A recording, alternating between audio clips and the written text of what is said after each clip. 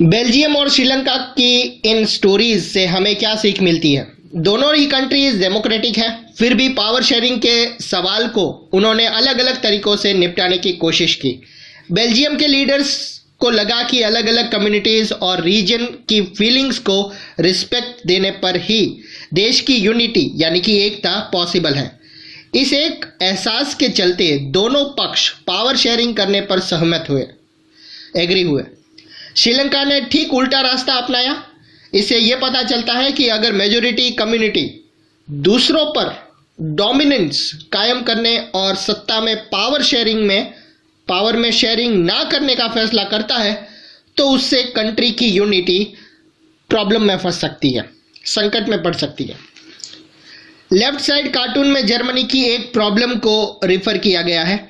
वहां Christian democratic party और social democratic party नाम की दो बड़ी पार्टियां की कोalition गवर्नमेंट यानी कि भागीदारी संगठन मिलजुल के गवर्नमेंट है। हिस्टोरिकली ये दोनों पार्टीज एक दूसरे की प्रतिस्पर्धी रही थी आमने सामने। 2005 के इलेक्शन में इन दोनों में से किसी को भी अपने दम पर गवर्नमेंट बनाने लायक मेजॉरिटी सीट नहीं मिली थी, इसलिए इन्हें कोalition गवर्नमेंट बनानी पड़ी यानी कि संगठन। दोनों पार्टीज अलग अलग पॉलिसी मैटर पर अलग अलग पक्ष यानी कि साइड लेते हैं, फिर भी वहां साथ मिलकर सरकार वो चला रहे हैं। यहाँ पिक्चर में आप देख सकते हैं दो स्टीयरिंग व्हील है, यानी कि एक इधर जाता है तो दूसरा इधर जाता है। नेक्स्ट पॉइंट है व्हाई पावर शेयरिंग डिजायरेबल, क्यों जरूरी है। इस तरह पावर शेयरिंग के फेवर में दो तरह के तर्क दिए जा सकते हैं। पहला, पावर शेयरिंग अच्छा है क्योंकि इससे अलग अलग सोशल ग्रुप्स के बीच कन्फ्लिक्ट का अंदेशा यानी कि पॉसिबिलिटी कम हो जाती है। चूंकि अगर देखा जाए तो सोशल कन्फ्लिक्ट आगे बढ़कर या आगे जाकर अक्सर वायलेंस और पॉलिटिकल इनस्टेबिलिटी का रूप ले लेता है, इसलिए पावर शेयरिंग स्टेबिलिटी और पॉलिटिकल ऑर्डर के लिए अच्छा है। मेजॉरिटी कम्युनिटी की इच्छा को बाकी सभी पर इम्पोज करना यानी कि थोप देना शॉर्ट टाइम के लिए लाभकारी लग सकता है, पर आगे जाकर ये देश की अखंडता के लिए घातक हो सकता है। मेजॉरिटी का आतंक सिर्फ माइनॉरिटी के लिए ही नहीं परेशानी पैदा नहीं हो सकती, अक्सर ये मेजॉरिटी के लिए भी बर्बादी का कारण बन सकता है। सेकंड है, पावर शेयरिंग डेमोक्रेसी के लिए भी अच्छा है। इसके पक्ष में एक और बात कही जा सकती है कि वो बात ज्यादा गहरी है। पावर शेयरिंग हर साल डेमोक्रेसी की अगर देखा जाए तो दरअसल वो आत्मा है, वो एक स्पिरिट है। डेमोक्रेसी का मतलब ही होता है कि जो लोग इस शासन व्यवस्था के अंतर्गत है उनके बीच सत्ता को यानी कि पावर को शेयर किया जाए और ये लोग इसी तरीके से रहे। इसलिए लेजिटिमेट गवर्नमेंट वही है जिसमें अपनी भागीदारी के माध्यम से सभी ग्रुप्स सिस्टम से जुड़ते हैं। इन दो तर्कों में से एक को हम प्रूडेंशियल और दूसरों को मोरल कह सकते हैं। प्रूडेंशियल या समझदारी का तर्क लाभकारी परिणामों पर जोर देता है, जबकि मोरल रीजन पावर शेयरिंग को बहुत वैल्यूएबल बनाना था। यहाँ पर लिखा है, एनीते बेल्जियम के नॉर्थर्न रीजन के एक डच मीडियम स्कूल में पढ़ती है। फ्रेंच बोलने वाले उसके कई स्टूडेंट्स चाहते हैं कि पढ़ाई फ्रेंच में ही हो। सेल्वी श्रीलंका की राजधानी कोलंबो के एक स्कूल में पढ़ती है।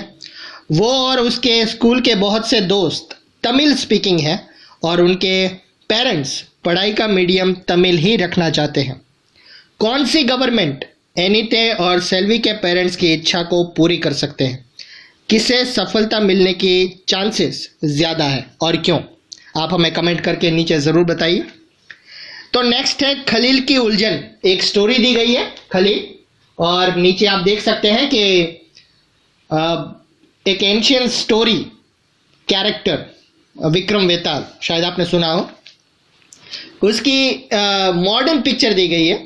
विक्रम है जो वो बाइक पे जा रहा है और वेताल उसके पीछे बैठा हुआ है।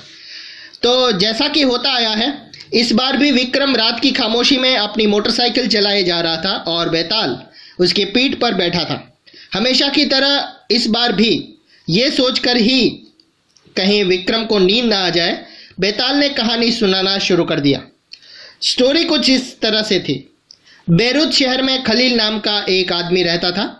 उसके पेरेंट्स अलग अलग कम्युनिटीज के थे। उसके फादर ऑर्थोडॉक्स क्रिश्चियन और मदर सुन्नी मुस्लिम। मॉडर्न शहर के लिए ये कोई अनसुनी बात नहीं थी। लेबनान में अलग अलग कम्युनिटी के लोग रहते थे और राजधानी बेरूत में भी बस जाते थे। वो साथ रहते थे, मेल जोल होता था, पर सिविल वॉर में वो एक दूसरे से लड़ते भी थे। खलील का एक चाचा ऐसे ही लड़ाई में मारा गया था। सिविल वॉर के एंड के बाद लेबनान के सारे लीडर साथ मिलकर बैठे और अलग अलग कम्युनिटी के बीच पावर शेयरिंग के कुछ बेसिक रूल्स पर एग्री हुए। इन रूल्स के अनुसार तय हुआ कि देश का प्रेसिडेंट मेरोनाइट सेक्ट यानी कि पंथ का कोई कैथोलिक ही होना चाहिए। सिर्फ सुन्नी मुस्लिम ही प्राइम मिनिस्टर हो सकता है। डेप्यूटी प्राइम मिनिस्टर का पद ऑर्थोडॉक्स क्रिश्चियन सेक्ट और स्पीकर का पद शिया मुस्लिम को दे दिया जाए। इस समझौते के अनुसार आगे से क्रिश्चियन फ्रांस से प्रोटेक्शन की मांग नहीं करेंगे और मुसलमान भी पड़ोसी सीरिया के साथ यूनिफिकेशन की मांग छोड़ने पर सहमति हुई। जब क्रिश्चियन और मुस्लिम के बीच समझौता हुआ था तब दोनों की पॉपुलेशन लगभग बराबर थी। बाद में मुसलमान क्लियर मेजॉरिटी से आगे आ गए, पर दोनों पक्ष अभी भी उस समझौते का आदर करते हुए उसे मान रहे हैं। खलील को इस सिस्टम में बड़ी गड़बड़ी लगती है। वो पॉलिटिकल एम्बिशन वाला पॉपुलर आदमी है, लेकिन प्रेजेंट सिस्टम के रहते वो सबसे बड़ी पोजीशन पर पहुंच ही नहीं सकता। वो ना तो माँ के धर्म को मानता है और ना ही पिता के। असल में वो चाहता ही नहीं कि उसे किसी धर्म से जोड़कर पहचाना जाए। उसे समझ में ही नहीं आता कि लेबनान भी दूसरे नॉर्मल डेमोक्रेसी की तरह क्यों नहीं चलता है। उसका कहना है कि सिर्फ इलेक्शन कराइए, हर किसी को इलेक्शन लड़ने की आज़ादी दीजिए और जिसे सबसे ज़्यादा वोट मिले वो प्रेसिडेंट बन जाएगा, भले ही वो किसी भी कम्युनिटी का क्यों ना हो। लेकिन उसके जिन बड़े बुजुर्गों ने सिविल वॉर देखा है उनका कहना है कि प्रेजेंट सिस्टम ही शांति की सबसे बड़ी सबसे अच्छी गारंटी है। अभी स्टोरी ख़त्म भी नहीं हुई थी कि वो टीवी टावर के पास पहुंच गए विक्रम और बेताल। यहाँ वो रुक सकते थे। बेताल ने जल्दी से कहानी ख़त्म की और अपना सवाल विक्रम से पूछा, अगर आपको लेबनान का कानून फिर से लिखने का अधिकार होता तो आप क्या करते? क्या आप पुरानी पॉलिसीज ही चलने देते या आप कुछ नया करते? बेताल विक्रम और अपने बीच हुए समझौतों को दोहराने वो नहीं भूला। अगर आपके दिमाग में, मैं आपसे पूछ रहा हूँ, अगर आपके दिमाग में आंसर है तो अगर आप फिर भी नहीं बताते, आपकी मोटरसाइकिल जाम हो जाएगी और आप आगे नहीं बढ़ पाएंगे। क्या आप बेचारे विक्रम को बेताल के सवाल का जवाब देने में मदद करेंगे कि क्या होना चाहिए?